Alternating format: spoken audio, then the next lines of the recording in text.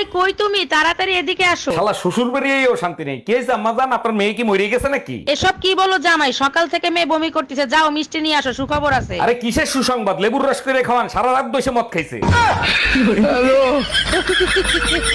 এই শুনছো, তোমার সাথে না আমার একটা কথা আছে। বিয়ের পরের থেকে তো শুধু শুনতেই আছি, তাই না? আরে বাবা শুনোই না কথাটা। হ্যাঁ বলো।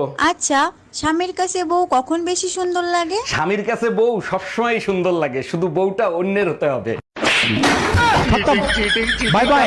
গিন্নি, আজকেও তোমার ভাই আমার মানিব্যাগ থেকে টাকা চুরি করছে। কি করে বুঝলাম আমার ভাই নিছে? আমিও তো নিতে পারি। তুমি চুরি করো নাই, কারণ মানিব্যাগে এখনো 500 টাকা আছে। তাতে কিভাবে প্রমাণিত হলো আমার ভাই চুরি করছে? আমি চুরি করার কথা বলছি, ডাকাতি না। কি বললা? আমি ডাকাত?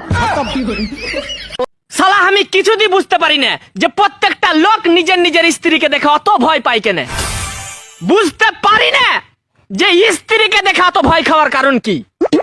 আমি তো একবারে সামনাসামনি খোলা খুলি বলে দিই যে এখন রাত মেলায় হয়ে গেছে, রাতের আঠো বাসনটা সকালে মাজবো।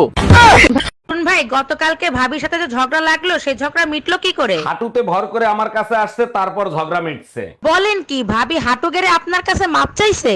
আরে না, হাঁটুতে ভর করে আমাকে বলছে খাটের তলা থেকে বের হও, আর মারবো না।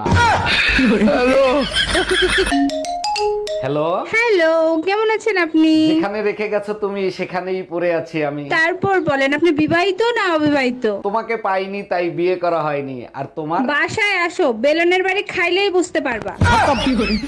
এই শুনছো? বলে ফেলো। আরে তোমার বন্ধু যে মেয়েটিকে বিয়ে করতে যাচ্ছে, ওই মেয়েটা কিন্তু বেশি ভালো না। এতে আমার সমস্যা কোন জায়গায়? আরে জেনে শুনে তোমার বন্ধু একটা খারাপ মেয়েকে বিয়ে করবে, তুমি তাকে নিষেধ করবা না? আমি কেন নিষেধ করবো তাকে? আমি বিয়ে করার সময় সে তো আমাকে নিষেধ করে নাই। তার মানে কি?